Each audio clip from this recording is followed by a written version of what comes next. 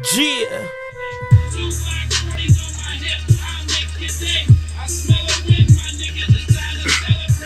I hit the block, stunting hard on 28. Hop out this blue motherfucker, but it's looking great. My tires skinny, damn it look like rubber bands. They Michelin's, my name ring up in Michigan. Perfect vocals, flow hella potent, I'll coach you. Get too close, I don't know you, I'll up it and toast you. You disappear, no magic trick, I'm not Copperfield. My chest plate rose gold, I'm like a Copperfield. What up, though? OG Kenny. O_G_Kenny at Retired from the Streets TV. So listen, man. I thank y'all for tuning in again. It's hot. I got the AC off because it make noise when I'm filming. But so I'm a little warm up here. I got a new AC and it's love. Now look, I'm sitting up here and I'm going through like these recent stories, man. And so I'm looking at this dude. He looked familiar. And I'm like, dog, that's Reg. They like, man, you know, Reg was out there on the pirate ship. I remember they kept saying he's on the pirate ship somewhere a few years ago. So I go looking it up and come to find out the homie. I remember him from back in the day. The dude, Reginald Grasty, was just convicted about 2 weeks ago during the week of May 17th for first-degree murder. And the killing and dismembering of one William Orlow, who had been missing. They have been looking for him. I'm going to take y'all to a news clip real quick that's going to explain in further detail, and then I'm going to get back and give y'all my spiel. Police in Port Huron are asking for your help locating 43-year-old Reginald Sinu Grasty. They believe he is in the Detroit area and living on the streets, but it's the brutal murder and mutilation of a man on this boat that police want to talk to him about. Tonight, 7 Action News reporter Jim Kurtzner in Port Huron spoke with victims' family members about why it took 6 months for police to make this request. Take a good look. Police from Port Huron all the way down to Detroit are on the lookout for this guy and are now asking for your help. The murder victim's wife said police should have done this 6 months ago. As somebody that's capable of doing something like this, it should have been, I feel like it should have been a bigger deal maybe. This is her husband, Billy Orlow. She got a call back in June that he was found inside a non-working freezer on board the Gray Fox, a retired Navy ship docked in Port Huron. This isn't just hey, your husband was killed. This is, hey, your husband was killed and his body was mutilated. She was told Billy had been hit in the head and dismembered and was likely in that airtight freezer for several months. She helped ID his tattoos. Then she got another call from police a few days ago. So when they're telling me, oh, well, we're going to catch the guy, it was like, wait a minute, I thought you were catching this guy 6 months ago. Like, because y'all had him as a person of interest. They were 99% sure that he did it. During an afternoon news conference, Port Huron police now say Reginald Grasty is charged with murder and mutilation and is likely on the run in Detroit. They had said this summer he worked as a caretaker and lived on the ship. Today, that he knew Billy Orlow. It's a decommissioned Navy vessel that's used for the purpose of training sea cadets. But at that point in time, it was controlled access. Police and Billy Orlow's family are both asking for your help finding Grasty. His wife and son live in Nashville. The son is 12 years old and misses his dad. Especially my son, he deserves this. He needs the closure. He needs this. He asks me all the time, and therefore I know he probably stays Googling it. Police here are offering a $1,000 reward, so if you've seen this guy, call 911. He's considered very dangerous. In Port Huron, Jim Kurtzner, 7 Action News. All right, thank you so much, Jim. So, what we have here is a situation where in 2019, the Gray Fox Association had a program going with this, discommissioned Navy ship that was like 68 miles north of Detroit, right out on the St. Clair River area, like in Port Huron.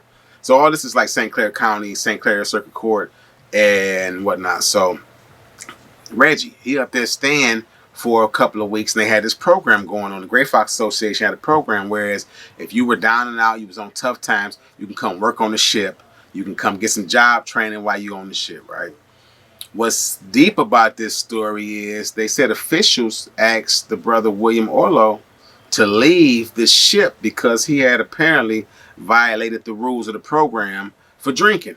And a lot of those programs that you go through when you down and out, you on the streets, you coming home from prison, you in rehab or whatever, they send you through those type of stringent circumstances that say, hey, you can't have company overnight, you can't do this, you can't have no drinking, no drugs, no weapons, you know, common sense stuff that most people need to adhere to if they want to get the benefits of the program. Now, no dissing the brother, he had a drink, right? So they put him off the boat. Now, I don't know if he left or not. That's the crazy thing. They never said whether he left or not. If he stayed, then it was to his detriment because they found that man on, what was it, June the 23rd of 2020. They found him in an old freezer, dismembered. So he had killed the man. That's what he got convicted of. He got convicted of killing and dismembering this dude. So I don't know if he beheaded him. I don't know what extent he went to, but you got to think, man, this is a dude I was just like seeing down at Hart Plaza and whatnot. You know what I'm saying? Used to be on the on the water down in Belle Isle and whatnot, hustling, always talking trash. You know, having a drink and a joint or whatever. But damn, you feel me? I'm like, wow. You in a situation where you need somebody, and I never would have saw that in him though. He was a little off here and there, but you know, hey, a lot of people are off. I'm off some damn days, but you in a situation where you in a program that's supposed to be benefiting you, and I don't know what you and this dude got into. I don't know what happened. I don't know if you was tweaking and both of y'all was on tweak missions or whether it was a drunken rage. I don't know what the hell happened that made you do that. Life in prison, man. That's deep.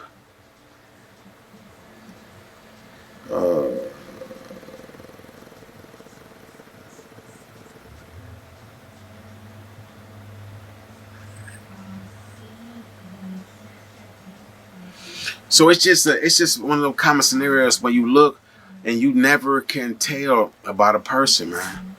This is why I don't be in the streets no more. This is why I'm officially retired from the streets. I don't be in the streets no more because when you get in the streets, I got a common instinct to bond with people that come from the streets, that come from the downtrodden, because I grew up in the Cass Corridor areas. I grew up in the Jeffrey Projects. I ain't better than nobody else. I grew up in brick buildings. My grandma and my mama didn't come from humble beginnings. You understand what I'm saying? And so everybody I know come from that area or come from a similar background and situation. Ain't nobody really had no silver spoons put in their mouth. The silver spoons that we had came from the streets. It came from hard grinding and whatnot. So when you out there and you bonding with people like Reggie, like Reginald Grasty and you, because I never knew his full name, but when you bonding with these dudes over common things, over pain, over trauma, you trauma bond, right? When you trauma bond with a lot of people, your guard get let down, and then you start, hey man, can I clean up around the house? Can I get a drink of water? Hey, I can come here and do this work, and you never know what's on these people's mind. You can't trust them around your kids, your daughters, you know, and we got mainly daughters, mainly girls in our family, so that's why a lot of dudes not allowed in the family home, which is where we all still kind of reside and whatnot, even though we got investments in real estate elsewhere. It makes more sense to buckle down and be here, so it's like a fortress. No, can't everybody just come in here, you know. Ain't nobody invited, and you have to be so cautious when you in these situations, when you down and out, because a lot of us gonna find ourselves in them situations if we're not smart with our money and look at how the economics of the country is going right now. You know, that's a whole other conversation, but I feel, you know, my condolences go out to William Orlo's family. He survived by a son and a wife who they don't reside in Michigan, but you did see them on the news clip. So, you know, may y'all find some peace and some solace in the fact that this dude is doing life in prison.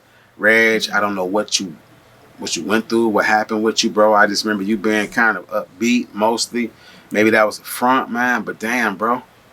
You know, and it's crazy because somebody asked me, like, do you have any friends, some stories of friends who got out of prison or out the streets and done very well. And I'm like, yeah, but most of them so damn busy, I got to track them down to get their stories, you know. But that's coming soon. It's just so unfortunate that I keep running across these dudes that I know personally who doing all this time. It's just a testament of how much I was out there in them streets and how God graced me to get me out of them streets and put me in a position where I can talk to y'all and not have to worry about no backlash or my name being dragged through the mud and nothing. I can really give y'all the real honest perspective and in-depth view as to things that these people going through secondhand and things I went through firsthand, man.